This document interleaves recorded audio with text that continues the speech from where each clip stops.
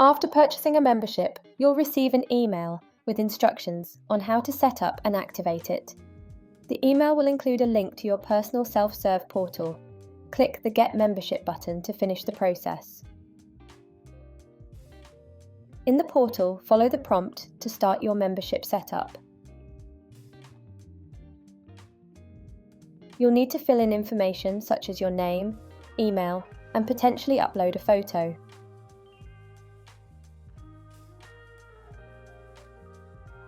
Your membership will be issued once all required details have been completed in the self-serve portal and you click Get Membership. When completed, you'll get your membership details in a new email sent to the email address you entered.